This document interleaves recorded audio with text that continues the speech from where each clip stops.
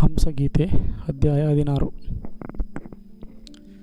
ಹಾಗೆ ದಿನಕ್ಕೆ ಅವರ ಜೀವನ ಏರುತ್ತಾ ಹೋಯಿತು ಎಂದು ಹೇಳಿ ತಾನು ಹೇಳುತ್ತಿದ್ದ ಕಥೆಯನ್ನು ಮುಗಿಸಿದ ಚಿನ್ನಪ್ಪ.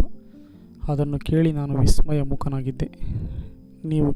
ನೀವು ಹೇಳಿ ಸ್ವಾಮಿ, ಈ ಕಾಲದಲ್ಲಿ ಅವರಾಗೆ ಸಂಗೀತ ಸಾಧಿಸೋರು ಯಾರಿದ್ದಾರೆ? ಯಾರಿಗೆ ಬೇಕಾಗಿದೆ? ಎಲ್ಲ ನನ್ನ ಹಾಗೆ ಹೊಟ್ಟೆಪಾಡಿಗೆ ಹಾಡೋ ಕಿಂದರಿ ಜೋಗಿಗಳು. ಬದುಕಿದ ಬಾಳಲ್ಲ, ಸತ್ತ ಸಾವಲ್ಲ, ನಾವು ಇದ್ದೀವಿ ಅಷ್ಟೇ.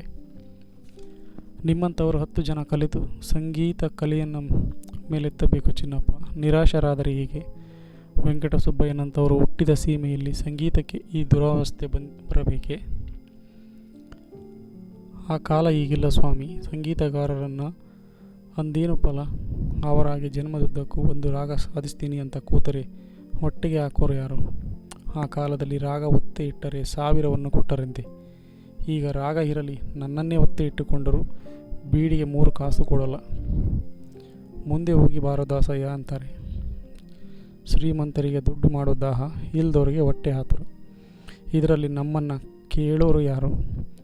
ಬಡತನ ಹೋಗೋವರೆಗೂ ಸಂಗೀತನೂ ಬದುಕೋಲ್ಲ, ನಾವು ಬದುಕೋಲ್ಲ.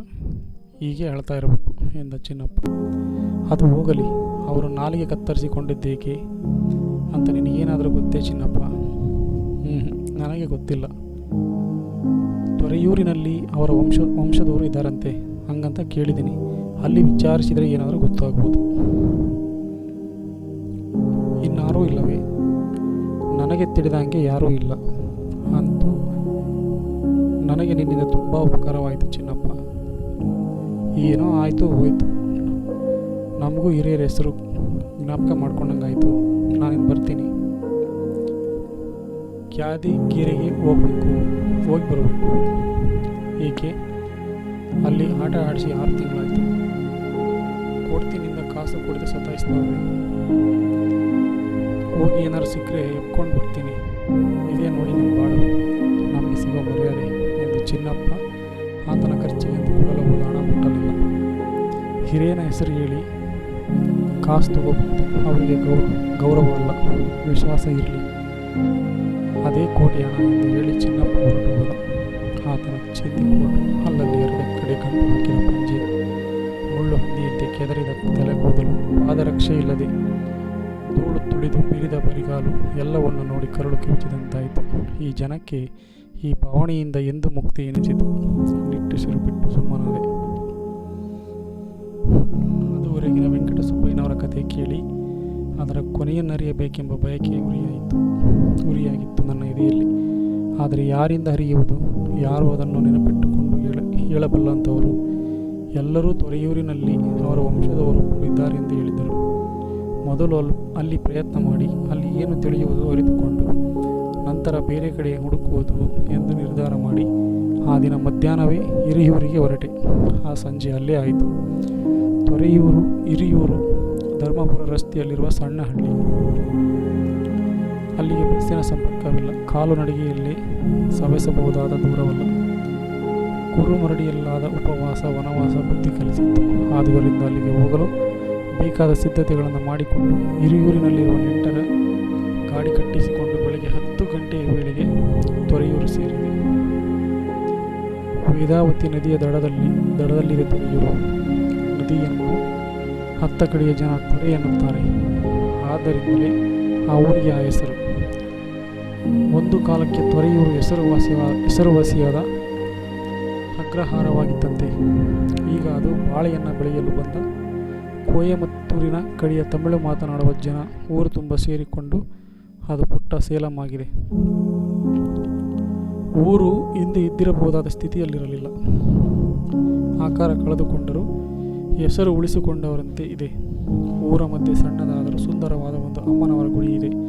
ಆ ದೇವಾಲಯದ ಅರ್ಚಕರು ಶ್ರೀಕಂಠ ಶಾಸ್ತ್ರಿಗಳ ಮನೆಗೆ ಹೋಗಿ ಹಿರಿಯೂರಿನ ನೆಂಟರಿಂದ ತಂದ ಪರಿಚಯ ಪತ್ರ ಒಪ್ಪಿಸಿದೆ.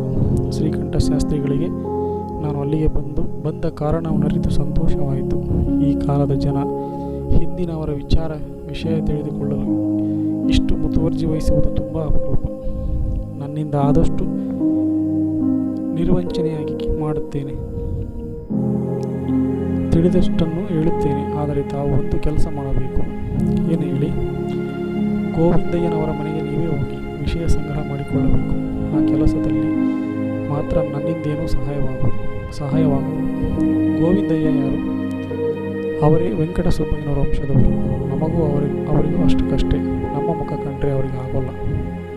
ಏಕೆ? ನೀವೇ ಅಮ್ಮನವ್ರ ಗುಡಿ ನೋಡಿದಿರಲ್ಲ, ಅದು ವೆಂಕಟ ಸುಬ್ಬಯ್ಯನವರು ಕಟ್ಟಿಸಿದ್ದು. ಆ ಕಾಲದಿಂದ ಪೂಜಾಧಿಕಾರ ನಮಗೆ ಸೇರಿದೆ. ಅದಕ್ಕಾಗಿ ನಮಗಿಷ್ಟು ಜಮೀನು ಬಿಟ್ಟಿದ್ದರು ವೆಂಕಟ ಸುಬ್ಬಯ್ಯನವರು. ಇದನ್ನೆಲ್ಲ ಮಾರಿಕೊಂಡು ಇವರು ದೇವಾಲಯದ ಜಮೀನಿನ ಮೇಲೂ ಅಧಿಕಾರ ಸ್ಥಾಪಿಸಲು ಯತ್ನಿಸಿದರು. ಅದು ಕೇಸಾಗಿ ನಮ್ಮಂತೆ ತೀರ್ಮಾನ ಆಯಿತು. ಆ ಕಾಲದಿಂದ ನಮಗೂ ಅವರಿಗೂ ಎಣ್ಣೆ ಸೀಗೆಕಾಯಿ. ಆದ್ದರಿಂದ ಅವರನ್ನು ನೀವೇ ನೋಡಿಕೊಂಡು ಬನ್ನಿ, ನಾನು ಕಳಿಸಿದೆ ಅಂತ ಕೂಡ ಹೇಳಬೇಡಿ ಎಂದರು. ಹಾಗೇ ಆಗಲೆಂದು ಹೇಳಿ ನಾನು ಸ್ನಾನ ಮುಗಿಸಿ ಗೋವಿಂದಯ್ಯನವರ ಮನೆಗೆ ಹೋದೆ. ಅವರನ್ನು ನೋಡಿದಾಗಲೇ ನನಗೆ ಅವರನ್ನು ಮಾತನಾಡಿಸಲು ಬೇಸರವಾಯಿತು. ಬ್ರಾಹ್ಮಣರಾದರೂ ಬ್ರಾಹ್ಮಣ ಲಕ್ಷಣ ಕೊಂಚವಾದರೂ ಇರಲಿಲ್ಲ. ಆ ಬಟ್ಟೆಯೋ ಆಕಾರವೋ ಎಂಥವರ ವಂಶದಲ್ಲಿ ಹುಟ್ಟಿದವರು ಹೇಗಿದ್ದಾರೆ ಎಂದು ವ್ಯಥೆಯಾಯಿತು. ಆದರೆ ಕಾರ್ಯವಾಸಿ ಕತ್ತೆ ಕಾಲು ಕಟ್ಟೋ ಎನ್ನುತ್ತಾರೆ. ನನ್ನ ಪರಿಸ್ಥಿತಿ ಹಾಗೇ ಇತ್ತು. ನಮಸ್ಕಾರ ಹೇಳಿ ನಾನು ಬಂದ ಕಾರಣವನ್ನು ವಿವರಿಸಿದೆ. ಆ ಮಾತು ಕೇಳಿದ ಕೂಡಲೇ ಆತ ಕೆಣಕಿದ ಶ್ವಾನದಂತೆ ಗುರ್ರೆನ್ನುತ್ತಾ ಮೇಲೆ ಬೀಳಲೇ ಬಂದ. ಸುಳ್ಳು ಯಾಕೆ ಹೇಳ್ತೀರಾ? ಶ್ರೀಕಂಠನ ಮನೆ ಹತ್ತಿರ ನಮ್ಮ ಹುಡುಗಿ ನಿಮ್ಮನ್ನು ನೋಡಿದಳಂತೆ. ವೆಂಕಟ ಸುಬ್ಬಯ್ಯನವರ ಆಸ್ತಿ ಅನುಭವಿಸೋಕೆ ಅವನು, ಅವ್ರ ಕತೆ ಹೇಳೋಕೆ, ಪುಗ್ಸಟ್ಟೆ ಪುರಾಣ ಓದೋಕೆ ನಾವು. ಅವರನ್ನೇ ಕೇಳ್ರಿ. ಸ್ವಾಮಿ, ತಾವು ಸಿಟ್ಟಾಗಬಾರದು. ತಮಗೆ ಮನಸ್ತಾಪವಿರಬಹುದು. ಆದರೆ ನಾನು ಏನೂ ತಿಳಿದವನು. ಅಷ್ಟು ದೂರದಿಂದ ವೆಂಕಟ ಸುಬ್ಬಯ್ಯನವರ ವಿಷಯ ತಿಳಿದುಕೊಳ್ಳಬೇಕು ಅಂತ ಬಂದಿದ್ದೀನಿ. ವಿಶ್ವಾಸವಿಟ್ಟು ಹೇಳಬೇಕು ನಿಜ. ಆದರೆ ತಮಗೆ ಅದರಲ್ಲೇನು ಫಾಯ್ದೆ? ಆ ಮಾತನ್ನು ಕೇಳಿ ನನಗೆ ಆಶ್ಚರ್ಯವಾಯಿತು. ನನಗೆ ಇದರಲ್ಲೇನೂ ಲಾಭವಿಲ್ಲ. ತಮ್ಮಿಂದ ಕತೆ ಕೇಳಿ ಲಾಭ ಮಾಡಿಕೊಳ್ಳುವ ದುರುದ್ದೇಶದಿಂದ ಬಂದವನಲ್ಲ ನಾನು. ಅವರ ವಿಚಾರದಲ್ಲಿ ಅಲ್ಲಲ್ಲಿ ಕೇಳಿದೆ. ಅವರ ಮೇಲೆ ಭಕ್ತಿ ಹುಟ್ಟಿತು. ಆದ್ದರಿಂದ ತಮಗೇನಾದರೂ ಗೊತ್ತಿದ್ದರೆ ತಿಳಿದುಕೊಳ್ಳಬೇಕು. ಅವರ ವಂಶದವರಾದ ನಿಮ್ಮನ್ನು ಕಂಡು ಹೋಗಬೇಕು ಅಂತ ಬಂದೆ ಅಷ್ಟೇ. ಅದೆಲ್ಲ ನಂಬೋರು ಯಾರ್ರೀ? ನನಗೆ ಮಂಕು ಬೂದಿ ಹಾಕೋಕ್ಕೆ ಬರಬೇಡ್ರಿ. ಏನೋ ಇದೆ, ಬಂದಿದ್ದೀರಾ. ನಿಮಗೆ ಬರೋದನ್ನೆಲ್ಲ ನನಗೆ ಕೊಡಿ ಅಂತ ಕೇಳೋಲ್ಲ. ನನಗೂ ಅಷ್ಟು ಕೊಟ್ಟರೆ ಹೇಳುತ್ತೇನೆ. ಇಲ್ಲವಾದರೆ ನನ್ನ ದಾರಿ ನನಗೆ, ನಿಮ್ಮ ದಾರಿ ನಿಮಗೆ. ವೆಂಕಟ ಸುಬ್ಬಯ್ಯನವರು ನಾಲಿಗೆ ಕತ್ತರಿಸಿಕೊಂಡಿದ್ದೇಕೆ ಅಂತ ಶ್ರೀಕಂಠನಿಗಲ್ಲ, ಅವರಪ್ಪನಿಗೂ ಗೊತ್ತಿಲ್ಲ. ಬೇಕಾದರೆ ಹೇಳಿ. ವಿಚಾರ ನಿಮ್ಮೊಬ್ಬರಿಗೇನೆ ಗೊತ್ತಿರೋದು. ಹೌದು, ಅದಿದ್ದ ಕಾಗದ ಪತ್ರ ಎಲ್ಲ ನಮ್ಮಪ್ಪನ ಕಾಲಕ್ಕೆ ಬೆಂಕಿ ಪಾಲಾಗಿ ಹೋಯಿತು. ಏನು ಹೇಳ್ತೀರಾ ಹೇಳಿ? ಸುಮ್ಮನೆ ಉಸಿರು ದಂಡ ಮಾಡಬೇಡಿ. ಆತನ ಕೈಲಿ ಮಾತಾಡಿ ಉಪಯೋಗವಿಲ್ಲವೆನಿಸಿತು. ಜೇಬಿನಲ್ಲಿದ್ದ ಹಣದಲ್ಲಿ 5 ರೂಪಾಯಿ ನೋಟು ಆತನ ಮುಂದಿಟ್ಟು, ನಿಮಗೆ ಗೊತ್ತಿರೋದನ್ನು ಹೇಳಿ ಉದ್ಧಾರ ಮಾಡಬೇಕು ಎಂದೆ. ಆತನ ನೋಟನ್ನೇ ನಂಬದವನಂತೆ 16 ಸಲ ಹೀಗೆ ತಿರುಗಿಸಿ ನೋಡಿ ಸೊಂಟಕ್ಕೆ ಸಿಕ್ಕಿಸಿಕೊಂಡು ಬಾಳೆ ಪಟ್ಟಿಯಲ್ಲಿದ್ದ ನಶೆಯ ಮೂಗಿಗೆ ಇರಿಸಿ ವೆಂಕಟ ಸುಬ್ಬಯ್ಯನವರು ನಾಲಿಗೆ ಕತ್ತರಿಸಿಕೊಂಡ ವಿಚಾರ ಹೇಳತೊಡಗಿದರು.